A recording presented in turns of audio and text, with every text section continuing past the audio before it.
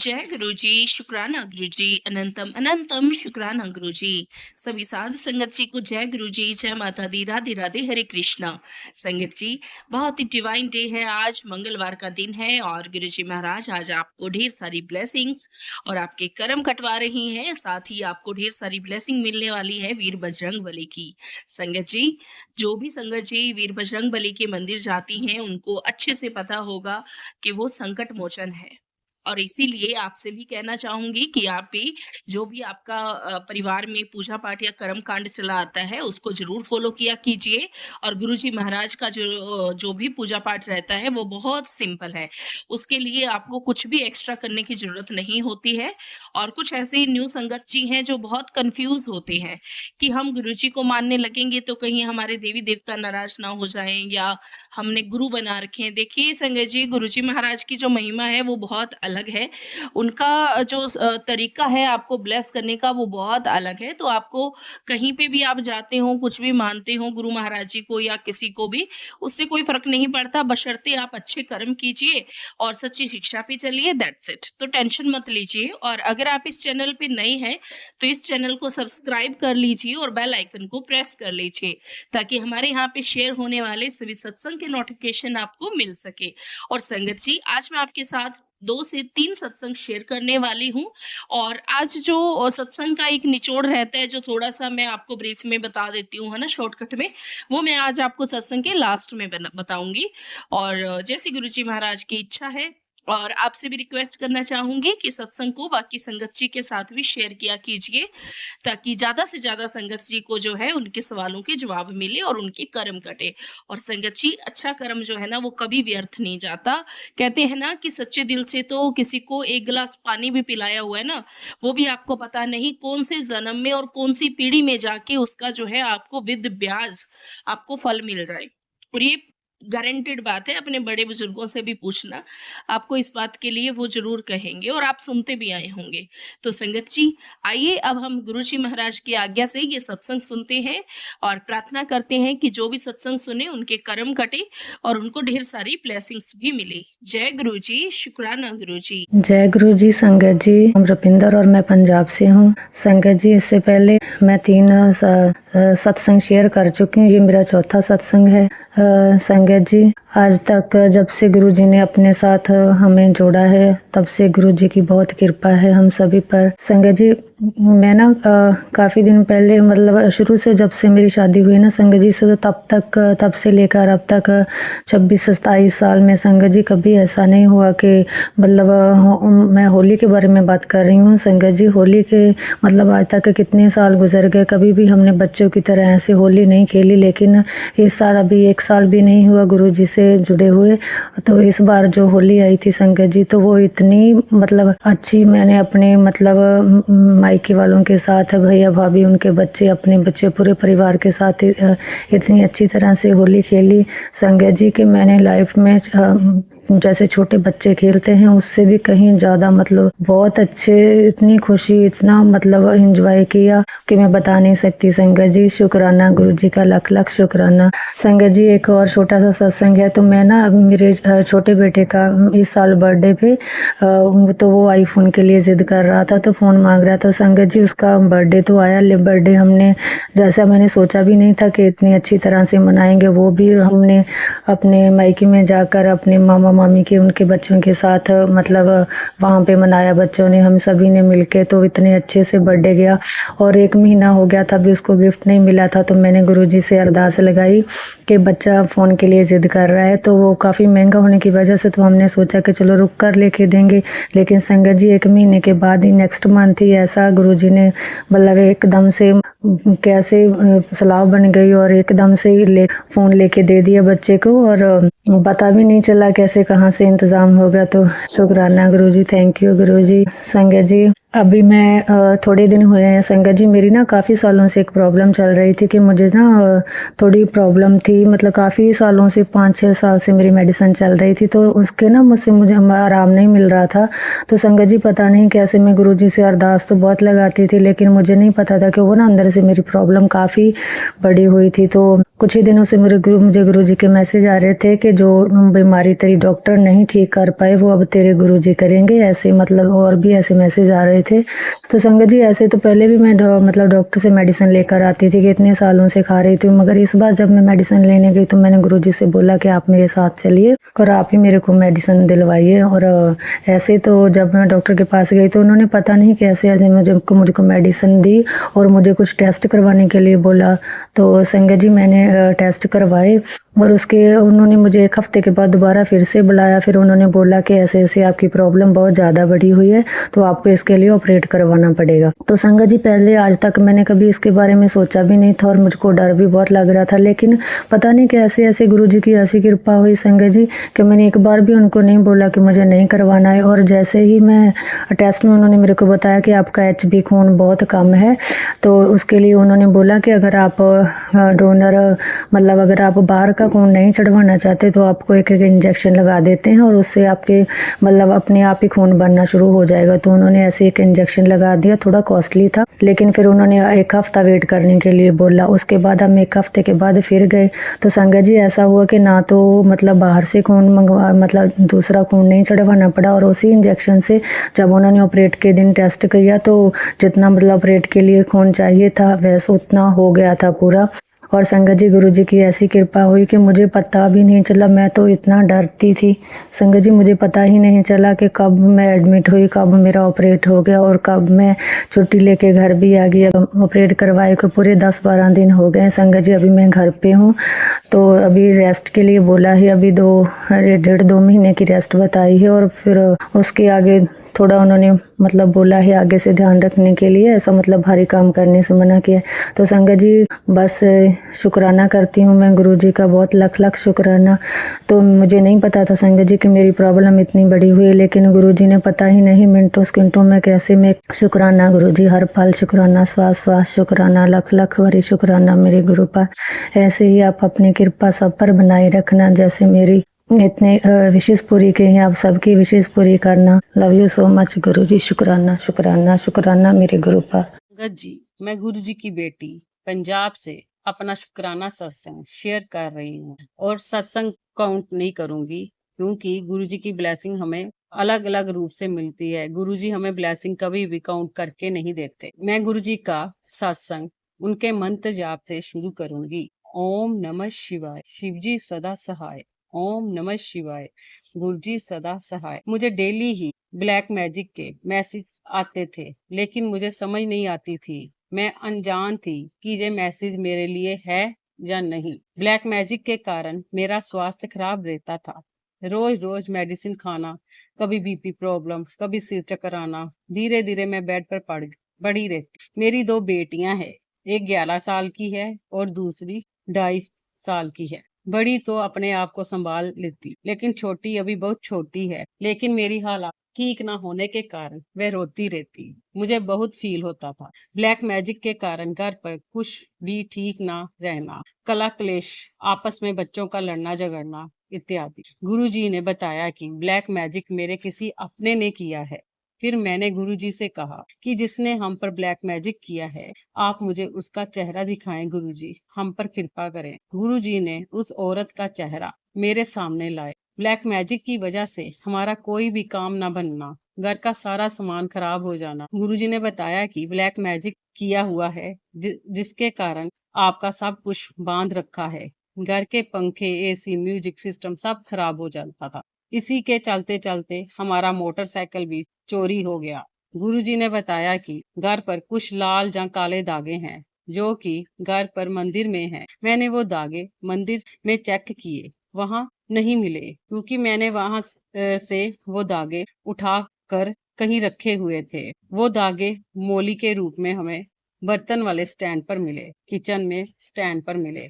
मैंने वो दागे उठाकर बाहर फेंक दिए। इसी के चलते चलते मैं 3 दिन तक बेड पर पड़ी रही। मुझे नहीं पता चला कि मुझे क्या प्रॉब्लम है। मुझे चक्कर आते रहते, लेकिन मैं उठ नहीं पाती थी। कोई भी मेडिसिन काम नहीं कर रही थी, ना ही मेरी आंखें खुल पा रही थी। फिर मुझे मैसेज आया कि बेटा अभी भी तुम्हारे घर में कुछ सामान है। फिर मैंने गुरुजी से अरदास लगाई, गुरुजी मुझे नहीं पता कि हमारे घर में कहाँ पर सामान पड़ा है। फिर गुरुजी ने एक आंटी जी के सत्संग से मुझे पता चलाया कि तुम्हारे घर में सिंदूर है, लेकिन मुझे नहीं पता था कि मेरे पास कोई सिंदूर है। फिर आंटी जी ने सत्संग में बताया कि सिंदूर जो है वो पाउडर फॉर्म में नहीं है, वो लिपस्टिक और लिक्विड है। मेरे पास तो वो वाला सिंदूर था, मैंने चेक किया वो 7-8 के करीब था। मैंने वो बाहर फेंक दिया। फिर भी मुझे मैसेज आने बंद नहीं हुए। फिर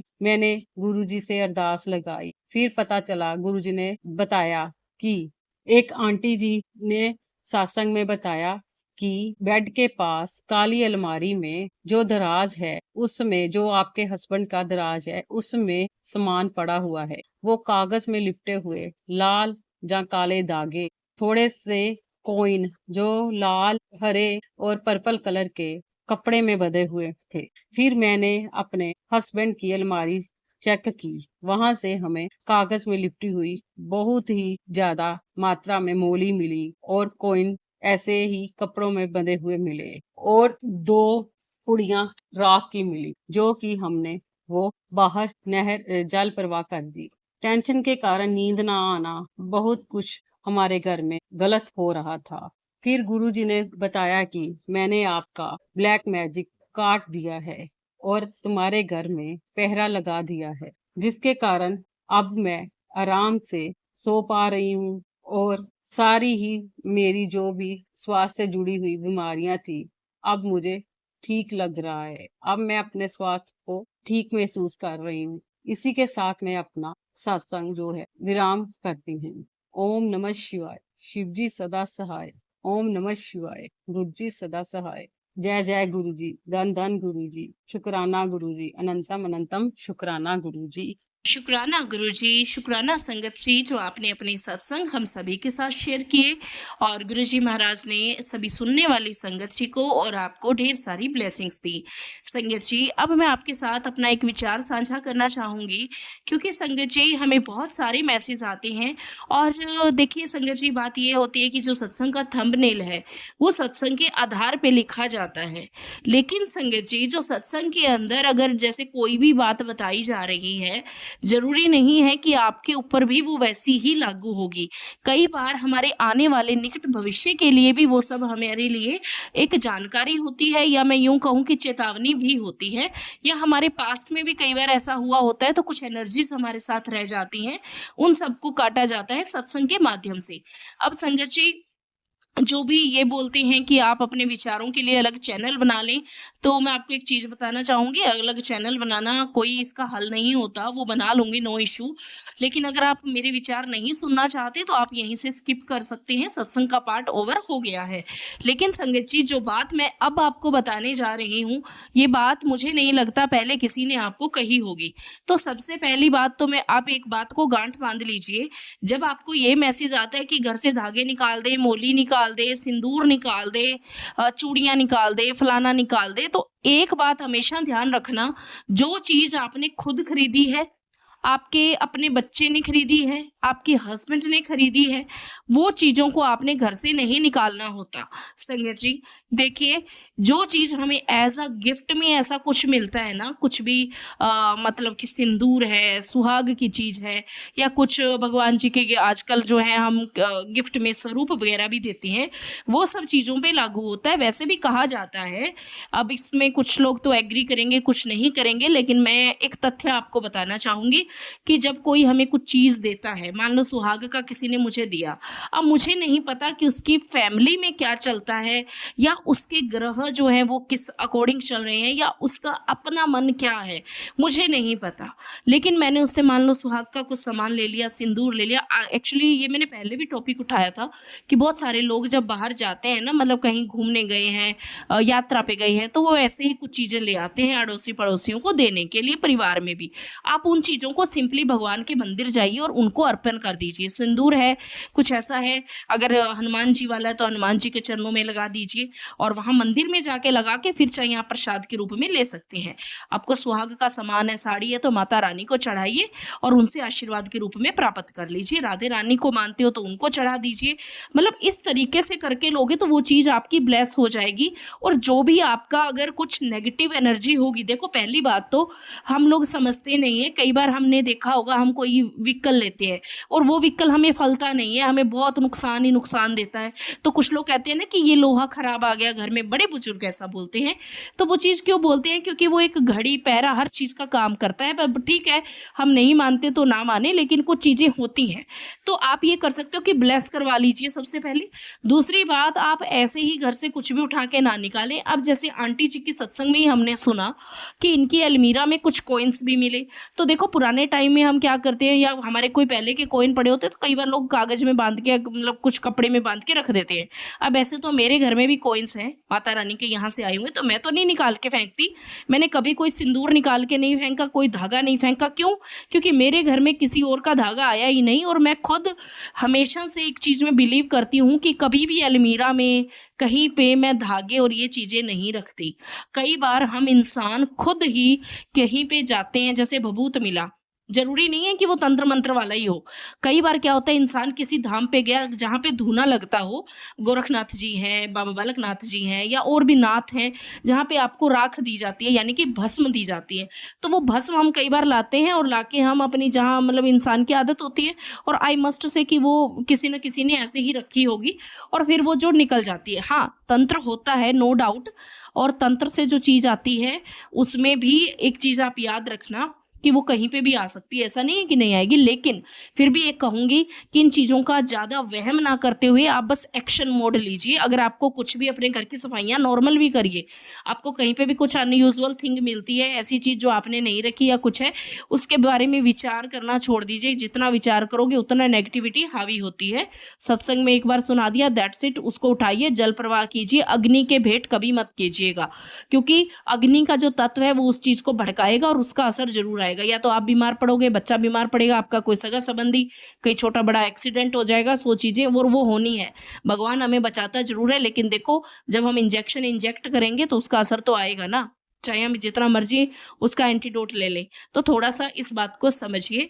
सेकेंडली, आप अपने घर में, जैसे कई बार हम ना बहुत पुरानी-पुरानी चीज़ें रख देते हैं खुद की, और यकीन मानिए वही पुरानी चीज़ आपको भी इफ़ेक्ट कर सकती है, क्योंकि उन कपड़ों में हमारा ऑरा भी होता है और वो अगर खराब हो रहे हैं, है ना, और अगर हम उनका ऐसा यूजेस कर रहे हैं, वो चीज़ें होंगी। और बहुत बार क्या होता है, हम कुछ लोग ऐसा भी बोलते हैं कि दान देते हैं पुरानी चीज़ें, तो ऐਵੇਂ ही दे देते हैं। ऐसे नहीं करना चाहिए, उनको डिटॉल वगैरह से धो के या नमक के पानी में धो के ऐसा करके ही देना चाहिए, ताकि हमारी खुशबू उसमें ना रहे। और अगर हमारी खुशबू किसी में है, कपड़े में तो देखो होती है, ऑरा होता है ना, तभी तो कहा जाता है कि आपके कपड़े पे तंत्र होता है, आपकी कोई चीज़ पे ना तंत्र होता है। क्यों होता है?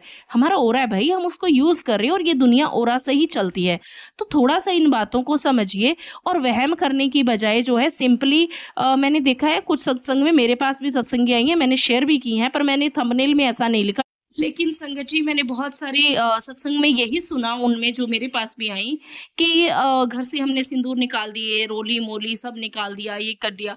तो आप खुद की खरीदी हुई भी ऐसे निकाल के मत फेंकिए, और भगवान जी जो हैं वो आपको ब्लेस करेंगे। तो आप मंदिर से ब्लेस करा लो या अपने गुरुजी के आगे रखिए और बस ब्लेसिंग वो इस तरीके से ले लीजिए।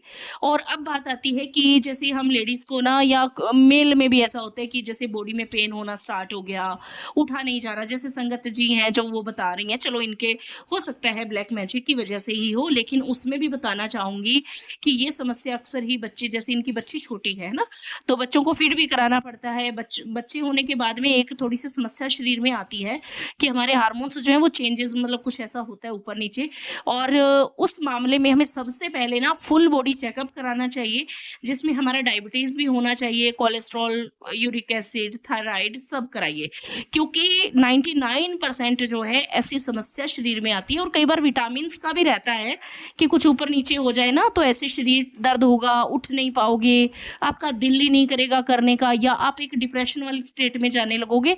मार्क माई वर्ड्स, ऐसा होता है, तो थोड़ा-सा उस वे में भी देखा कीजिए, ठीक है? और सोचते-सोचते रहने की बजाय ना, और हाँ, अगर आपको पता है ना कोई ब्लैक मैजिक कर रहा है, उसके बारे में बातें मत बनाना कभी भी। अपने परिवार में बैठ के जैसे हम डिस्कशन उसने कर दिया, कई पेरेंट्स को बता रहे हैं, बहनों को बता रहे हैं, उन चीज़ों में आपकी ना एनर्जी खत्म होएगी और जो चीज़ है वो उतनी हावी होएगी, तो वहाँ ज़िक्र मत करना। हाँ, सत्संग में आप सुनाना चाहते हो, एक बार में आपने सुना दिया, दैट्स इट, और छोड़ दो। और आप अपने घर में क्लीनिंग जैसे जो मैंने बोला करते रहिए, और कुछ भी टूटा-फूटा सामान है, ये सब है ना, सब निकालिए। और एक बात हमेशा याद रखिएगा, जब आप अपने घर का क्लचेज़, मतलब जैसे सिंपल सा एग्ज़ाम्पल ले रही हूँ, मान लो आपने नए कपड़े खरीदने हैं, तो नए कपड़े लेने के लिए अलमारी में मान लो पहले से बहुत सारा कुछ भरा हुआ है। अब वो पुरानी चीज़ें निकालोगे तो नई का स्थान बनेगा ना, तो ऐसा ही हमारा बॉडी भी है। जो भी हमारी नेगेटिविटी है उसको हम रिमूव करेंगे, इस दिमाग को हम खाली करेंगे, तभी उसमें पॉजिटिव वाइब्स जाएँगी ना, कुछ पॉजिटिविटी आएगी। ऐसा ही हमारे घर में भी बाकी चीज़ों का भी रहता है, तो जो भी आपके यूज़ का नहीं है किसी और को दे दो, वो यूज़ कर लेगा। बहुत बार ऐसा होता है हम घर में ना इतना कुछ भर के रख लेते हैं, सोचते हैं काम आएगा, लेकिन वो सारी उम्र भी काम नहीं आता है, और वो बस एक वो जो जगह होती है ना, वो फिर हैवी होने लगती है। और आपने देखा होगा अक्सर ही स्टोर रूम और ऐसी चीज़ें हम खोलते नहीं हैं, और वहाँ पे सबसे ज़्यादा नेगेटिविटी एरिया बन जाता है वो। और ये सबके घर में है, घर में पूरे घर में जितना मर्ज़ी पूजा-पाठ कर लो, जितना मर्ज़ी पॉज़िटिव वाइब्स आ जाए, लेकिन एक ऐसा बंद चीज़ आपकी पड़ी है ना, जहाँ आप खोलते ही नहीं हो सालों-साल, वहाँ पे आपको चाहे आप किसी भी उससे चीज़ से चेक कर लें, आपको वहाँ नेगेटिविटी का एहसास होगा। आपको देख के बड़ा अजीब-सा हेवी-हेवी वाइब आएगी। क्यों? क्योंकि ये चीज़ें हैं, एनर्जी हर जगह है। वो पॉजिटिव है कि नेगेटिव है, वो आपके कर्मों पे और आपके अकॉर्डिंग ही आपको इफ़ेक्ट करती है। मदर अर्थ के लिए तो सब सेम है। तो थोड़ा-सा इस पे भी आप ध्यान दीजिएगा। और संगत जी, अब मुझे लगता है मुझे अपनी वाणी को विराम देना चाहिए, क्योंकि बहुत सारी चीज़ें जो है मैंने क्लियर कर दी है। और जिन भी संगत जी को मेरी बातें सही लगी, आपका भी दिल से शुक्राना, और जो मेरी बात से एग्री नहीं करती, आपका भी शुक्राना। लेकिन बस मेरा मोटिव यही रहता है कि आपका गागर में सागर भर जाए, और कुछ आपको जो चीज़ें हैं जो माइंड में परेशान कर रही हैं, या किसी को वैसे भी, तो उनको उनके सवाल का जवाब मिले। और इससे बेस्ट क्या हो सकता है संगत जी, कि सत्संग के साथ साथ आपको कुछ और भी एक्स्ट्रा बातें भी पता लग जाएं। तो यही रीज़न है कि मैंने अभी तक कोई अलग से चैनल या वो नहीं किया इन सब चीज़ों का, क्योंकि वैसे तो ये चीज़ें हमारी देखिए जनरल नॉलेज की हैं। और मुझे बहुत खुशी होती है कि आप इसको फ़ॉलो करते हो, और इतने प्यारे-प्यारे आप जो है मैसेजेस भेजते हो या कमेंट्स भी करते हो, तो तहे दिल से शुक्राना। बस किसी के काम आ सकूँ, यही मेरी कोशिश रहती है, और भगवान मुझे इस लायक बनाए रखे, यही मेरी अरदास है। और आपको भी सही राह दिखाए, और आप भी अपनी लाइफ में सेल्फ इंडिपेंडेंट बने, खुश रहें, आबाद रहें। जय गुरु जी, शुक्राना गुरु जी, अनंतम अनंतम शुक्राना गुरु जी।